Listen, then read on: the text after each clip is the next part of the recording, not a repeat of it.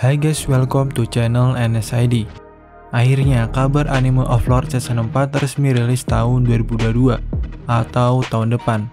Hanya saja untuk tanggal dan bulan rilisnya belum dikonfirmasi. Nah, pada video kali ini gue coba untuk breakdown berbagai adegan yang muncul di promotion videonya. Soalnya ada beberapa karakter baru yang bakal dibahas juga. Oke, daripada lama-lama, berikut breakdown kali ini. Untuk adegan pertama, menampilkan sebuah karavan yang dibaluti oleh emas. Dan juga prajurit yang menjaga karavan tersebut sangat terlihat jelas sebagai prajurit dari Sorcerer Kingdom yang merupakan undead. Di dalam karavan ada Albedo yang karavan tersebut sedang menuju ke Re'es Kingdom untuk pertemuan diplomatik. Next, adegan kedua. Untuk adegan ini gue kurang begitu mengerti antara Ain sedang menggunakan mantra fly untuk mengamati kota Erantel atau sedang berada di balkon istana Erantel. Tapi yang pasti saat itu Ain sudah berganti pakaian. Dari yang biasanya pakai baju jubah warna gelap, kini berganti pakaian yang lebih mencolok dan mewah. Nah, seharusnya saat itu Ain sedang berkeinginan mengunjungi Guild Petualang untuk berbincang dengan Ainzak, membicarakan permasalahan tentang Guild Petualang saat itu. Next, adegan ketiga. Nah, adegan ini yang paling benar-benar gua tunggu, yaitu saat petinggi Slantocracy sedang mengadakan rapat penting.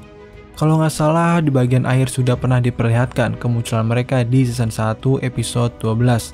Tapi untuk season 4 kali ini benar-benar akan diperkenalkan seluruh petinggi dari Cardinal. Terus topik apa yang mereka diskusikan?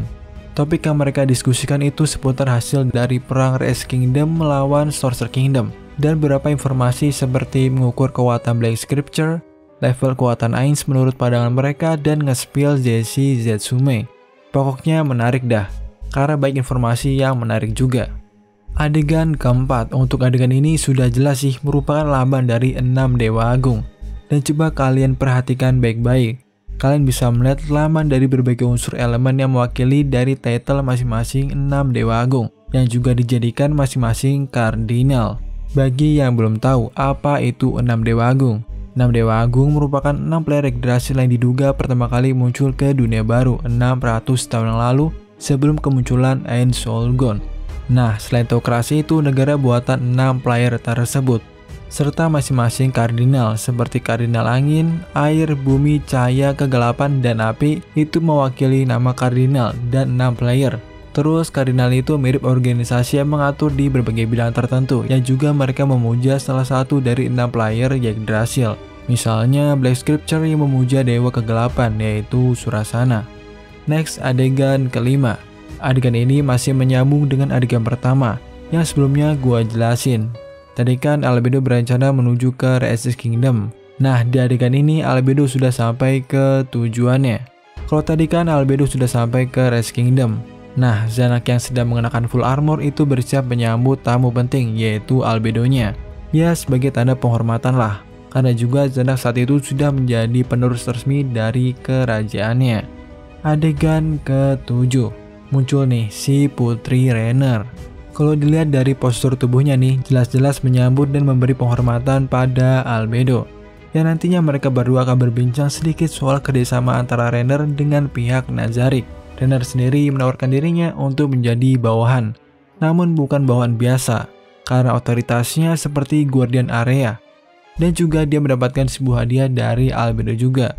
Kalau lu baca light novel volume 14, tahulah kalau ini hadiahnya itu apa. Untuk adegan ke-8, Bran Aunglaus tak henti-hentinya berlatih mengasah kemampuannya. Adegan ini semestinya saat Bran mencoba mencari kapten prajurit yang baru untuk menggantikan Gazev Stronov yang sebelumnya mati di tangan Ain saat mode PvP. Yang pertarungannya nggak sampai 1 detik malahan karena pakai sihir time stop. Next, adegan ke-9. Sudah pasti jika di season 4 juga merupakan panggung untuk Jerknif yang merupakan kaisar dari Baharut Empire yang di season sebelumnya telah bekerja sama dengan Ain sebagai negara yang pertama kali mengakui Sorcerer Kingdom dan aliansi dalam perang di Kaze Plain. Jika dilihat dari ekspresinya antara saat itu, Jerknif berada di karavan sambil mengobrol dengan kenalannya persoalan dia yang berniat bekerja sama dengan Slantocracy. Sebab pada hari itu ada pedagang dari pihak Slant yang mengunjungi Empire, sehingga Jerknif berkeinginan berkontak dengan mereka untuk mendapatkan pertolongan dari Slantocracy. Meskipun begitu, dia sebenarnya takut juga dan bahkan stres juga, sampai-sampai dia sering menggaruk rambutnya hingga mungkin saja mengalami kebotakan.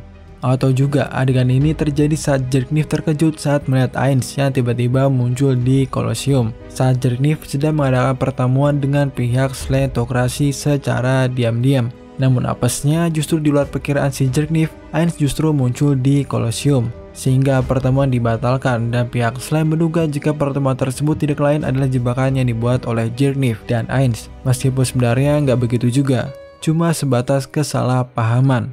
Adegan ke-10 munculnya Mbah Fludder Paradine.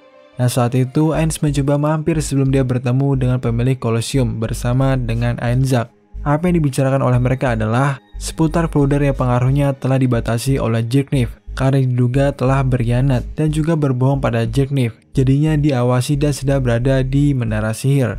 Sebagai balasan karena Fludder telah setia pada Ainz, dia diberi posisi penting oleh Ainz sebagai peneliti untuk kerajaan Sorcerer Kingdom. Sebagai hadiahnya, Fludder diberi buku Book of the Dead, yang merupakan buku Yggdrasil yang mana dulu digunakan oleh Ainz saat ingin meningkatkan race class-nya menjadi Elder Lich. Dan juga Ainz menanyakan pada Fludder terkait Martial Lord dan Death Knight yang berada di Baharut Empire.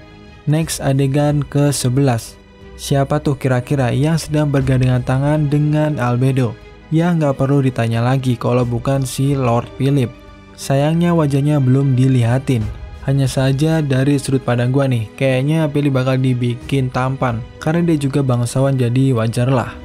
Adegan tersebut terjadi saat Philip mengajak Albedo untuk menari bersamanya.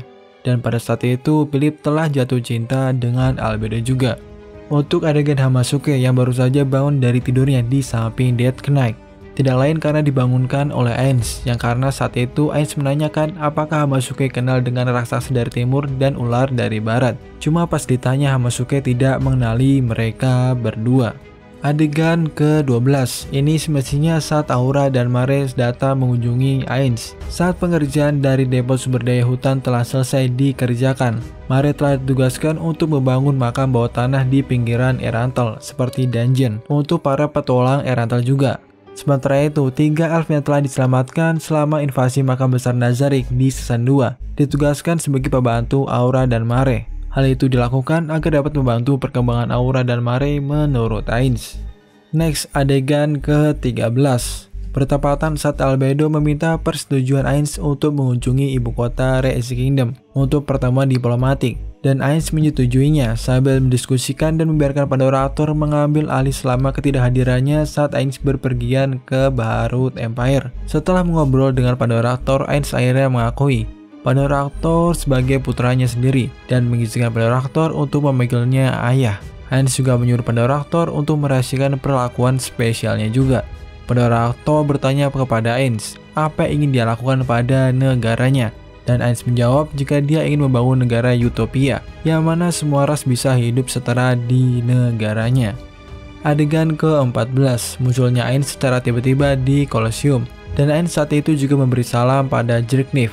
Adegan ini seharusnya udah gue jelasin di adegan sebelumnya, yang mana Jerkniff ingin mengadakan pertemuan tapi justru terciduk oleh Ainz secara tidak langsung. Terus untuk adegan Hilma. Untuk adegan Hilma, ini antara dia yang sedang menyambut Albedo atau pertemuan dia dengan Philip.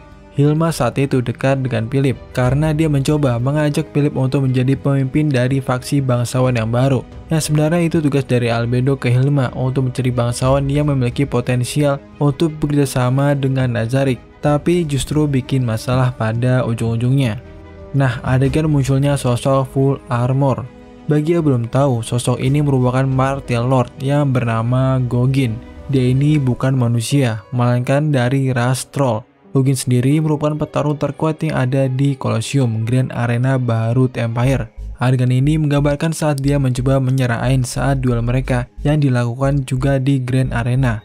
Nah, alasan Ainz melakukan duel ini karena Ainz mencoba mempromosikan agar para petualang di Baharut Empire tertarik pergi ke Erantel. Sehingga dengan kemampuan kebangkitan dari Ainz yang bisa menghidupkan Gogin setelah kematiannya di tangan Ainz, para petualang tak perlu takut lagi dengan kematian saat menjalankan quest yang berbahaya. Untuk adegan Albedo ini, gua benar-benar nggak tahu untuk latarnya. Cuma kayaknya sih saat pertemuan dia dengan Rainer, yang persoalannya udah gue jelasin di adegan sebelumnya. Next, adegan keberapa ya? Gue udah nggak ngitung lagi nih. Intinya, sosok Touchme ini nanti muncul saat Ainz membayangkan sosok Touchme ketika berduel dengan Gogin. Pada saat itu, Ainz ingat dengan kejadian dia yang sudah mencoba beberapa kali untuk mengalahkan Touchme dengan berbagai taktik, tapi Ainz nggak pernah menang sekalipun saat duel dengan Touchme. Nah, si Gogin ini, meskipun dia troll, dia menghormati Ainz yang merupakan lawannya. Jadi Ainz sedikit nostalgia ketika bertaruh dengan Gogin. Nah, untuk adegan terakhir, ini antara saat Ainz memberi salam pada Zangief, bertemu dengan Gogin, atau mencoba membangkitkan Gogin karena dari pandangan Ainz itu mengarah ke bagian bawah. Oke, tadi itu breakdown dari trailer season 4. Intinya nih, adegan ini memuat story yang ada di volume 10. Namun yang pasti, untuk adegan Ainz mengunjungi kerajaan Kurcaci di season 4 seharusnya akan muncul dan arc Holy Kingdom. Jadi akan seperti ketiga season sebelumnya yang mana akan mengadaptasi 3 light novel sekaligus.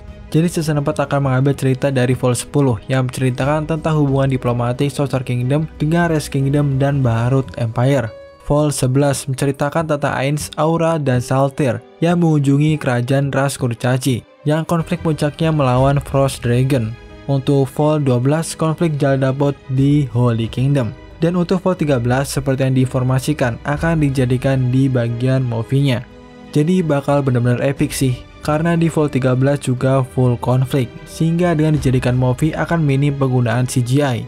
Dan moga-moga aja nih rilis di Indonesia juga. Oke, itu sedikit breakdown dari gua. Kalau ada yang mau tanya atau mendapatkan bisa tulis di bagian kolom komentar aja. Jangan lupa like, share, subscribe, and see you next time.